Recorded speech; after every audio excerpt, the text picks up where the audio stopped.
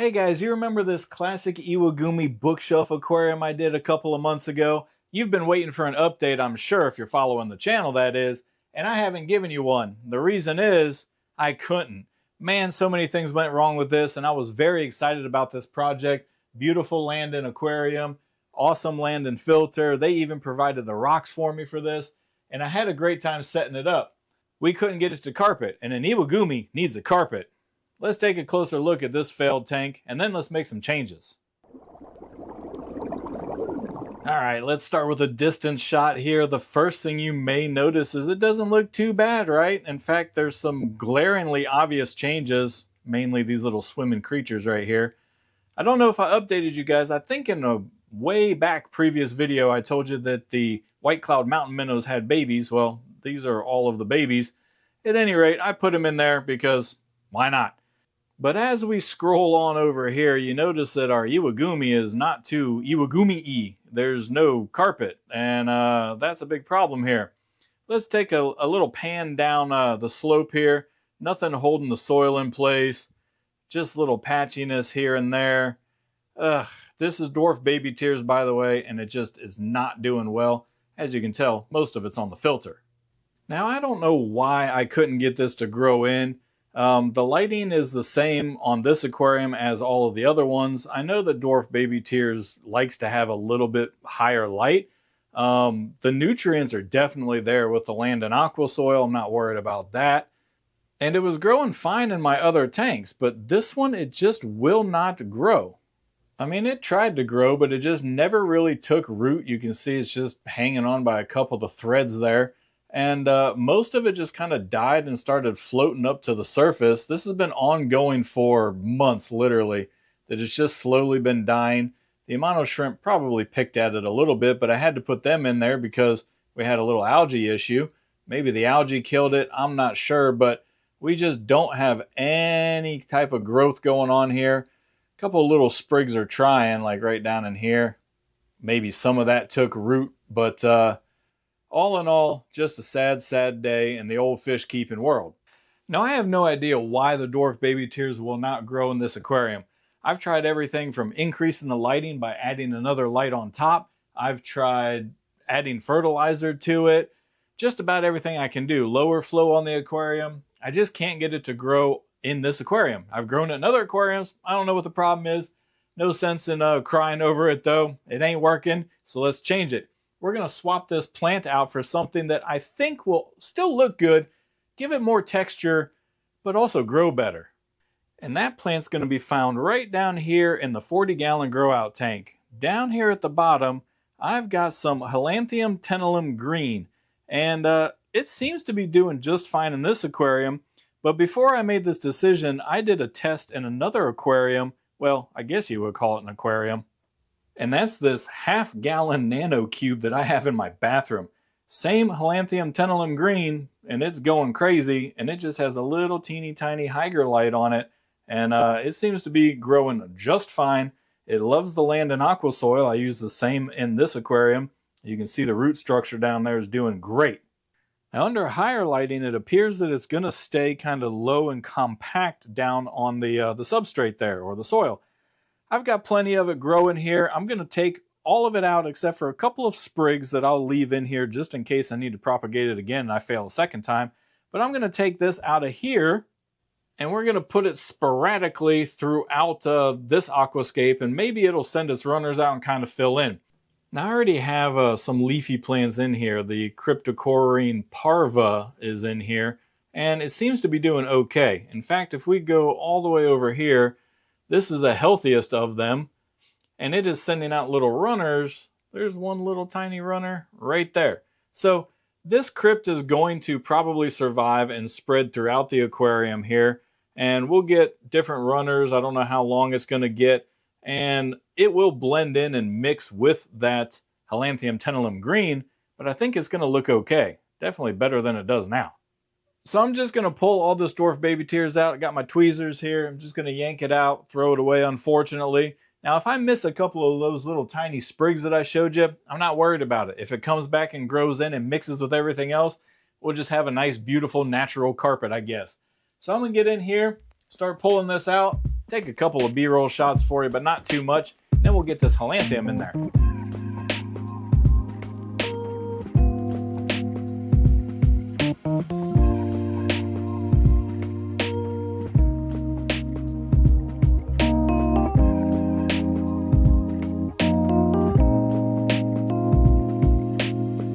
I've gone through the substrate here. I got, I think, pretty much all of it out. There might be a couple of little pieces left. In fact, in some areas, I left a couple little sprigs.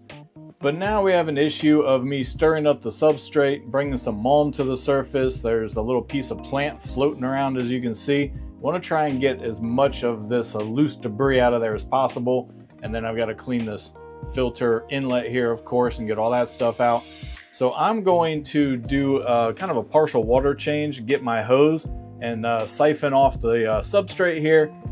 Okay, partial water change turned into full water change. Had a lot of little debris and plant matter to get out of there.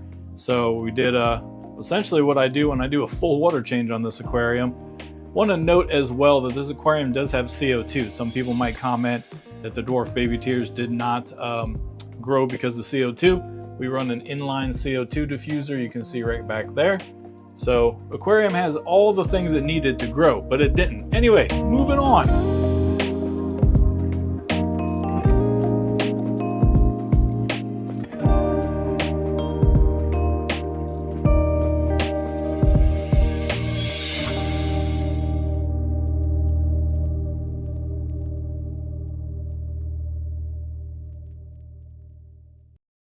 All right, we got all of our plants here out from the grow out tank, and we got them just laying up here, getting ready to portion them out. They go all the way across to the end there. Now, if you're not familiar with Holanthium tenellum green, it grows in these little runners right here. And all I'm gonna do is just take these little runners, snap them so that I get individual little plants. And then we're gonna take these little plants and plant them all over the aquarium. And then they're gonna do their little runner thing and fill this thing completely full and make a nice carpet. All right, we are all planted here. Not too much to look at the moment, but just a bunch of little tiny plantlets. The coverage went pretty good for what I pulled out of there. I think there will be enough that just in a couple of weeks, we should get these things growing and running and having a good old time. The leaf structure is probably a little bit bigger than this Aquascape would tolerate. By that, I mean the scale of the rocks to the plants. It'll look okay down in here, but for the smaller stones up here, it might overtake. Anyway, we'll see how it grows in. I'm going to start filling the aquarium back up. In the meantime, I'm going to clean this filter, and then we'll show you what it looks like full of water. All right, guys, there we go. We have it all filled up, and the filter's clean, and everybody seems to be doing good and happy. It's been about an hour, just kind of letting things cycle in, make sure we didn't have any catastrophes that I didn't want to put on YouTube, right? No, I'm just kidding, guys. You know I would put anything on YouTube. But I think the aquarium looks a lot better, even though it's kind of like in that freshly planted look. It sure is better than like dead dwarf baby tears look. Let's zoom in a little closer. So again, I think the coverage was pretty good with the plants that I pulled out. You know, once you start separating those runners, you get a whole bunch of little plantlets. And I believe we're going to be just fine in here, as long as it stays short enough. All right, let's briefly go through the equipment just in case you're interested. The aquarium is a LANDEN Opti White, and it is like super Opti White. I mean, look at the bottom of that glass right there. That's like as white as you can get. So, low iron aquarium. All of their aquariums are low iron. Awesome, awesome aquariums. Do love them. They got just a very subtle little logo right there. There you go. You can kind of see in the shadows there. It's just reflecting a little bit. Pretty cool. This aquarium is the 3-foot, 10-gallon bookshelf aquarium.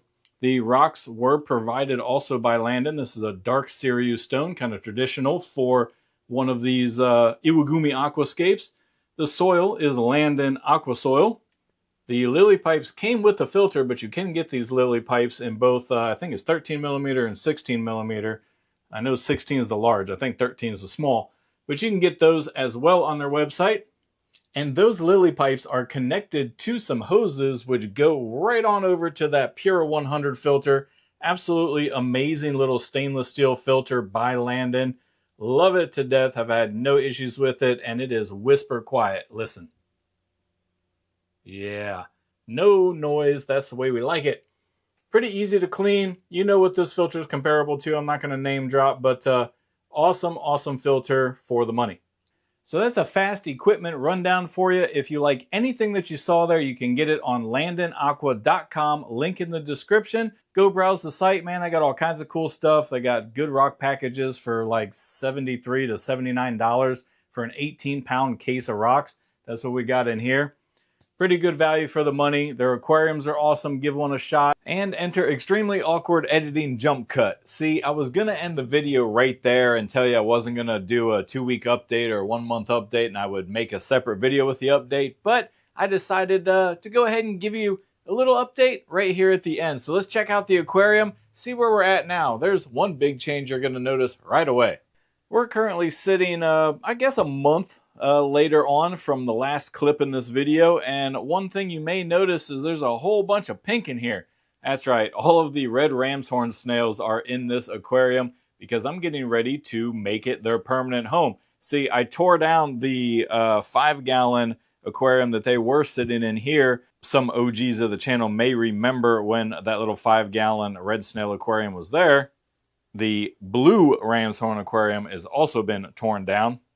And everybody is just happy and healthy up here. Now we still have all of the mountain minnows, the white clouds in here. They're going to be going back into their old home because today I'm going to be rescaping this aquarium. We're going to be doing a remake of the super shallow waterfall aquarium and making it a medium shallow waterfall aquarium. But let's take a second to appreciate that. Anyway, all of these little fish are going to be going back in there, and this is going to be the new pink ram's horn aquarium, breeding aquarium. My local fish shop loves to buy these guys, and they're pretty easy to breed, so we leave them in there. But you want to get an update on the plants. Well, if you can look past all of these beautiful pink snails, you will see that the Halanthemum tenellum green is growing in really nice. It is a slow-growing plant, so we don't have like a massive carpet update for you. But I think you can see that we are on the path to a beautiful aquarium once I sell about 100 of these snails and kind of clear some of them out of there. But it is growing much better than the old dwarf baby tears there. And I think scale-wise, it's not too imposing with the rocks. I think it looks pretty good. Again, I apologize for the massive snail colony here. Fish Shop is about to buy about 100 of these guys. So it will look a little less crowded here in a second. They do really help with the algae issue that we've had on the Sirius stones here. I don't know what it is about Sirius stones, but they love to grow algae. They look pretty cool, you know, when they have a dusting of green, but it can get out of control real quick.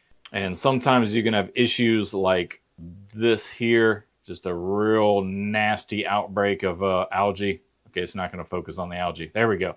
Focused on the algae. The snails really help to keep that in check. So there's your update and closure on the rescape here. I hope you enjoyed it, and I hope you like the new look on the aquarium. More updates coming on this one, more updates coming on the other builds you've recently seen, and new builds, as I mentioned here, coming up on the channel as well. So if you want to get involved in that stuff, or you want to see that stuff easier, make sure you hit all those buttons down below so that you can find the videos a lot quicker. So until then, keep on fishing on, and I'll see you on the next video. Keep on fishing on, what the heck?